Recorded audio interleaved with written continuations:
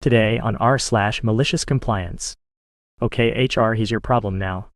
Like some of my previous stories, this tale revolves around my time as a supervisor in a call center, an employee who didn't like me called Jamers, and my malicious compliance with HR. Jamers was a new hire, probably about 21 at the time. Young kid whom you could tell grew up privileged and entitled. But hey, I didn't do the hiring and everyone deserves a chance starting out somewhere. I just wish this guy was hired somewhere else. Now, I prided myself as being a fair guy, friendly and understanding. Jamers, however, was always the victim and nothing was ever his fault. Customer complained on his service, not his fault. Incorrect information given, he was told the wrong information. Called off, something had come up beyond his control. On and on it went with him. Nothing ever his fault. The issue with me came to a head when I had to correct him on a call he took. The information he gave was so incorrect and potentially damaging to the client, I had to call the client and give them the correct information while apologizing for the misinformation. Company policy at the time caused this to be an automatic write-up. I brought Jamers to an office, door open mind you, to tell him he was being written up and why. At first it started with every excuse in the book, then it started with him asking why I was being hostile and mean. I wasn't. And why was I yelling?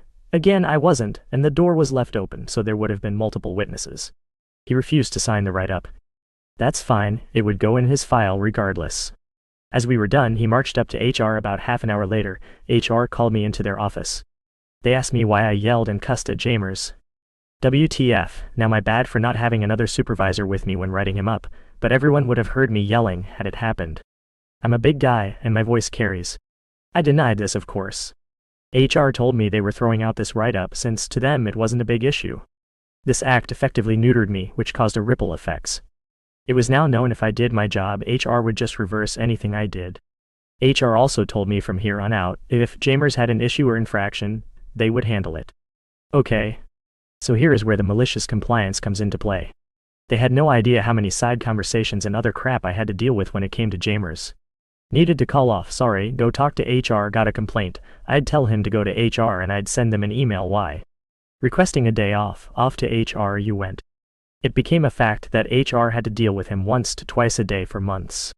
Anything even slightly minor, I sent him to HR. I know it was driving them insane as they hated to be bothered. Finally, HR asked me to have a meeting with them. They told me Jamers called off and he was going to be put on a final, and they wanted me to do it. I reminded them they asked to be put in charge of him. We came to a compromise, as I wanted to play nice and said we both would. Jamers was brought to the office and told he was being put on a final for attendance. But it wasn't his fault, he cried, he had to go to the doctor. HR asked for his doctor's excuse. He said he would bring it tomorrow. The next day Jamers came into HR and said this isn't working out, I quit. HR got a hint of what I dealt with and the trash took itself out. I love the justice. For our next story. You don't want to pay the estimate, that's fine ma'am, enjoy your day. For context, the software development company I used to intern at uses a sheet to estimate the cost of building a certain software or update for a client. This sheet includes employees working on the project, how long they estimate it'll take, yada yada yada. After an intern goes around the departments collecting this info from the various employees, we then calculate the cost and send it to the client to accept or reject. Note: since our company is so popular in the area, we have a pretty long query sometimes. So if you reject the estimate, chances are you might have to wait in the queue all over again to request a new one. So the day was slow, and they mostly had me man the phones and go on coffee runs, typical intern stuff. Then a client calls in saying she wants a piece of clock and software for her employees, so she can more accurately track their work hours. By this point into my internship, I had done at least 4 to 5 of these sheets at least, and I was taught by my supervisor how to identify which departments would be needed for which projects, so after gathering the details from the client, I hang up and translate the needs for the employees, essentially explain it in programmer jargon. Half an hour later, I'm done with the sheet and I've checked the calculations 3 times, so I email it to the client and I swear not even 2 minutes later, I get an estimate rejected message on the company's smartphone I was given. She added a reply stating this estimate is non-compliable with me, so I respond to it with, "We are sorry to hear that ma'am, please enjoy the rest of your day," and then I go about my business. Roughly an hour later she emails the phone again, asking is that all you have to say? By this point I realized what she was trying to do and report to my supervisor that Miss Karen was trying to haggle the price. My supervisor calls Karen's phone and asks if she would like to have the estimate resent to her so she can accept, and Karen outright tells her she wants a cheaper price. To which my supervisor tells her the price is non-negotiable and to take it as is. So Karen uses her signature move of "let me speak with your manager," but my supervisor simply informed her that she'd get the same response, and just hung up on her. Karen eventually did call back and even showed up to the building to renegotiate the price but was shot down, but she was able to get a meeting with the manager to file a complaint for poor customer service and unprofessional behavior. My supervisor and I were called in and asked for our side of the exchange. We just gave them the chat log and proof that she rejected the estimate initially sent to her. She had no color in her face after those came out and couldn't even look at him. She was given a blacklist for us and recommended other companies. Let's dive into our next story. Classic just get on with the effing job. This was from a few years ago while working in an assembly line for food. We used to get orders that we would make up for distribution. For example, 1,000 lasagna microwave meals, 800 bolognese, etc. As all the products were perishable, we tried not to overfulfill the orders at all, as the chances of us being able to place elsewhere was slim due to the time factor. I lead one of the lines, and one day I get the order through at 10 times its usual volume. I go to speak to the boss to double check, and he turns on me. Asks if I am incompetent and tells me just get the thing done. Okay boss, whatever you say. We usually process about 4 different lines a day, and when he came for his check and around halfway through the shift was when the crap hit the fan.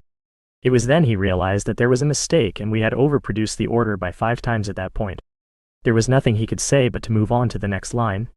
He had to eat a huge loss on his figures for waste. It was glorious. On to the next story. Attendance isn't mandatory? Okay. Hello everyone, I'm on mobile so formatting isn't great, also English isn't my first language. Regardless, here goes my story. Background: I went to university in Germany. A part of my curriculum were courses in sociology and philosophy. A lot of those were marked down as successfully attended without getting graded. Usually you proved attendance with a list you signed every time. The characters: pissed and angry, the 2 professors' assistants who were probably forced to teach the course. Me. The roughly 100 other students. The situation: pissed and angry had to teach a course about important figures in sociology. It was already a dry topic, but the real issue was their behavior. When pissed talked, you could hear the hate drip from her every word. When angry talked, it felt like getting yelled at. We hated just being there, but we needed to complete the course. The first 2 times, like usual, the list would go round, and we wrote down our names, student ID, and email.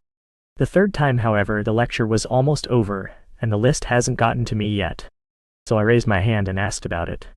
Me: excuse me, the list didn't get around to us yet. Angry, very annoyed at the interruption: what list? Me: the one for attendance. Angry: that wasn't an attendance list. We needed your names and email to send out the assignment to complete the course. The assignment was just a 3-page essay about a randomly selected sociologist. Nothing you couldn't do with just Google. Me: so, there isn't a mandatory attendance? Angry: no. I think you can all see where this is going. Malicious compliance. I looked at my buddies, they shrugged, and we just up and left. What I didn't see coming was how almost everyone else saw this as their cue to leave as well. I will never forget the dumbfounded faces of pissed and angry. Aftermath: a while later we got our assignments, finished them, and sent them in, thus successfully completing the course. For the rest of the semester, only 3 to 5 students still showed up, so pissed and angry had to teach a practically empty classroom that could fit around 200 people. Our last story for today. If you insist, sir, I hope you like pink. I've worked my way up the ladder at the company where I work. But when I started, I was a support agent. By the time this story happened, I was a team lead of some kind, I don't remember which. What matters is that I still worked directly supporting customers, but I also had a fair amount of agency. I didn't have to ask for permission or assistance to do anything related to my job. We're a software company, but we used to sell a specific small Bluetooth accessory that worked with one of our apps. It came in several bright colors and we sold multi-packs. It was the kind of device you might need more than one of, and it was a popular gift. One year during the Christmas season, our manufacturer effed up gloriously. They didn't deliver all of the inventory we were supposed to get, and worse, much of what we did get was messed up and had serious defects. It was a horrible mess and a serious detriment to our small company. I was on the front lines of cleaning it up. We wound up severely back-ordered at the busiest time of year, having sold units that should have been delivered, but that we either never received or found to be defective upon arrival. We had to contact people and let them know their orders would be delayed until after the holidays. Some people wanted refunds, some people wanted their items late. We tried to be helpful and bent over backwards to be apologetic while trying to keep this debacle from becoming a catastrophe and incentivize people not to cancel. There was one man who wanted us to perform magic, however. He wanted his order, our largest multi-pack, and he wanted it now. I don't know how many times he contacted us, but I wound up being the only one to deal with him because he'd always be escalated to me. I told him over and over again that we couldn't send his order even though we very much wanted to, so we'd be happy to refund him. If he wanted to wait, there were many others ahead of him to get their orders. He demanded that he get his order first. He didn't care who else had to wait. He would berate me and try to literally command me to do as he said almost daily for a while, no matter how many times I explained why I literally couldn't. Eventually, I opened the spreadsheet where we were keeping our back orders and moved him to the very bottom. Yeah, I was prolonging my own suffering, but he had me feeling petty. After the holidays ended and upper management waged a nuclear war with our manufacturer, usable stock started rolling in. I bumped a few deserving or eager customers to the top of the list, but mostly sent them out in order. He's the only one I bumped down, but I had something ready for the next time he decided to scream at me. When he inevitably did, I told him we had stock, but others were receiving theirs first, and we hadn't yet gotten in the colors he ordered in his multi-pack. I was sort of planning to do what I did anyway, but he was kind enough to give me explicit permission. I don't care what colors you send, you're to send them to me immediately. Our colors included Susan G. Komen pink. The customer was gloriously smug and condescending when I told him we'd go ahead and fulfill his order right away. He definitely thought he had won some kind of victory. But sure enough, the day his package arrived, he sent an email complaining. I know I said I'd accept any color, but really? You sent me an order of nothing but pink? I want these replaced. Send me something else. I told him that's all we had available for him and that the conversation was over. And so it was. I never heard from him again. It took a few years before I brought it up, but I've told that anecdote at workplace meetings a few times, including to my boss, the CEO. I wouldn't take another support job to save every orphan puppy on earth, but that story was worth the misery. Always be nice to support agents. For your own sake. And those are all the stories we have for today. See you tomorrow.